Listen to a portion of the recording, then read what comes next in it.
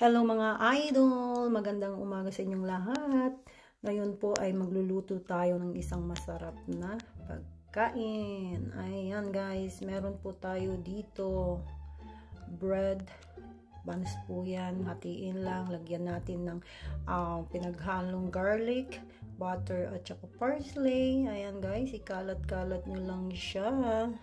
At meron tayong leftover na steak. Slice lang natin siya guys, tsaka natin ilagay sa ating bread kapag nalagyan nyo na siya ng pinaghalong butter. Ayan guys, subukan nyo po ito kapag meron kayong steak na tira-tira at mayroon kayong bread. Ayan, mag-chop lang kayo ng garlic, haluan nyo lang ng butter at saka parsley. Masarap na yan, pang merienda. So ayan guys, ikalat natin ang ating steak. Ayan, ang sarap po niyan, may ricado na yan kaya malinamnam. Ayan guys,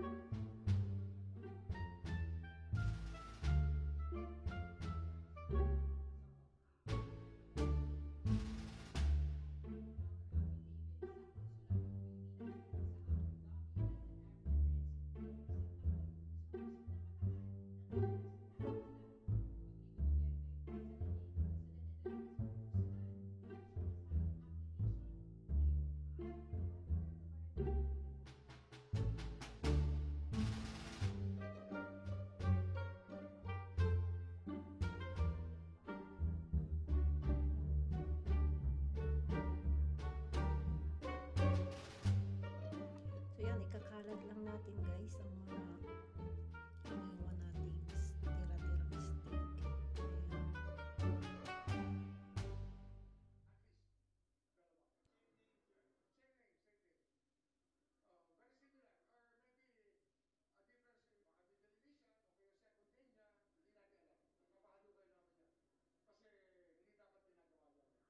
Sa isang pahayag, tinawag naman ni Roque na fake news ang sinasabi ng Administrasyong Marcos na meron siyang multiple passports. Mali na raw siyang ginagamit na regular passport dahil puno na ang nauna niyang pasaporte.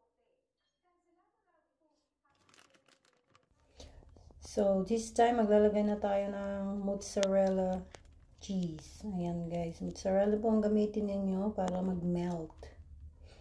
Ayan.